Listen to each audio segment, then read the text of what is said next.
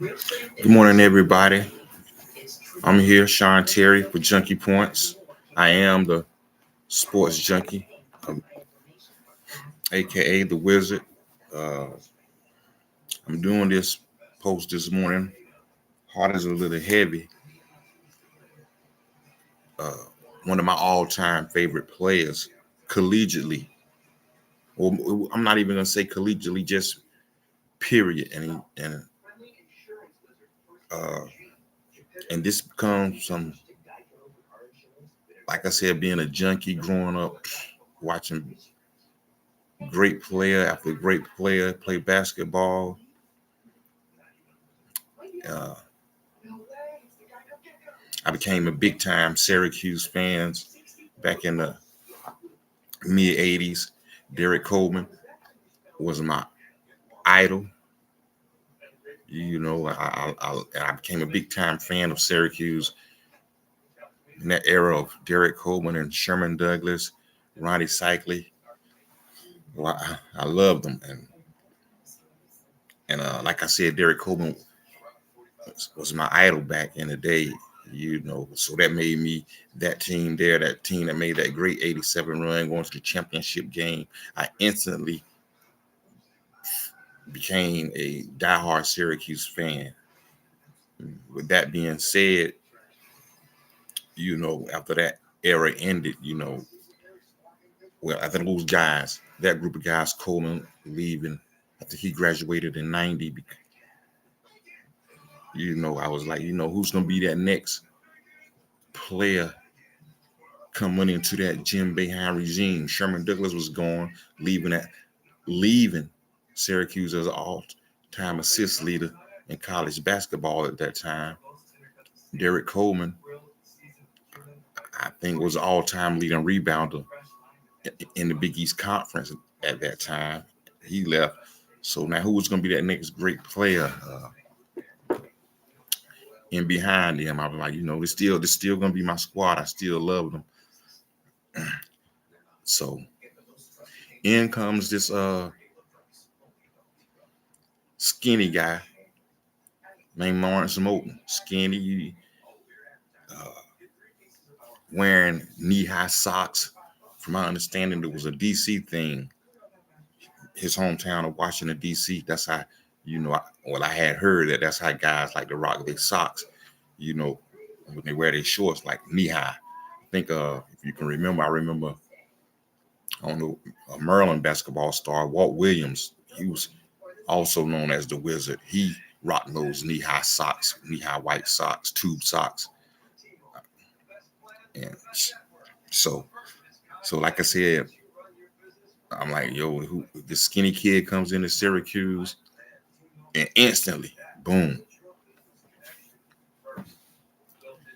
gets buckets, starts getting buckets after buckets after buckets. His name, Lawrence Moten. Somebody had given him the nickname Poetry in Moten.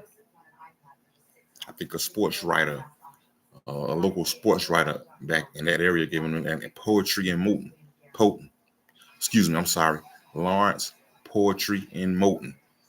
That's because this game was just that smooth, and you saw he had like the perfect nickname. I followed. Then I heard the great announcer Bill Raftery refer to him as the poet, the poet, the poet, the poet. So that became the name. You know, the I referred to him as the poet. And he then later went on to become.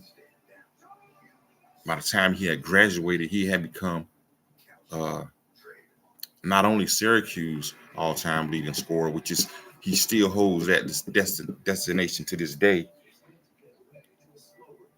and the all-time Big East scoring leader, which he held, I think, I think for some 20 years or more. I'm not sure, but uh, y'all feel free to check up on that.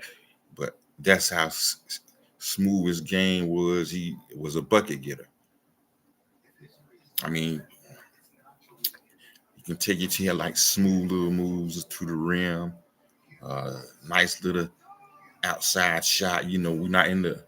This is the era of the, you know, the 3-point line. May have been a little couple of feet shorter back then, but it was like he had that mid-range type of game that you associate with somebody like and I'm not really putting him on the level of a Kawhi Leonard, but collegiately, he was one of the best players I've seen. Lawrence Moten, yesterday, last night, I learned that he tragically passed away. The reasons were unknown at this time, so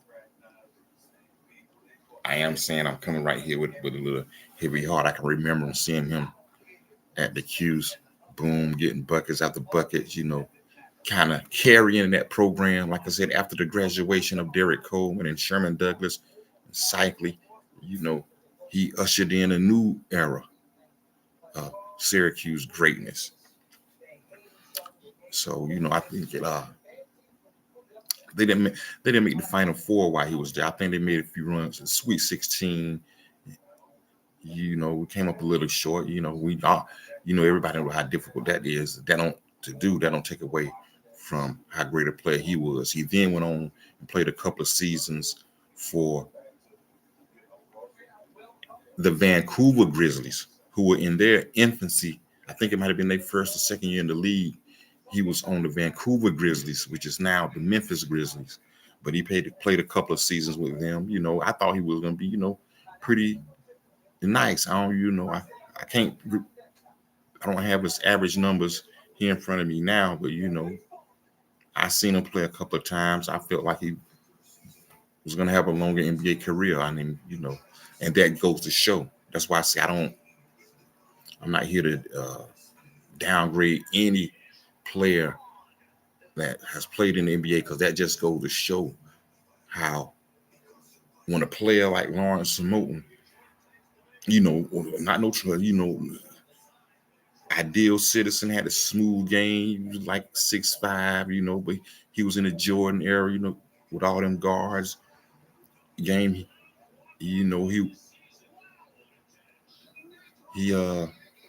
I guess after 2 or 3 seasons he panned out, but that just goes to show how nice you have to be to play on that level of pro ball in NBA. All those players are great, because I've seen player after player who come out of college and didn't even make the NBA. And I said, "What?" You'd be like, "What? What? He ain't in the league? What? What the fuck?" So, so I want to see my condolences out to other Syracuse fans, the family of Lawrence Moten, the Syracuse family, and all his other friends. And, rest in peace and paradise to Mr. Lawrence Moten, aka the poet.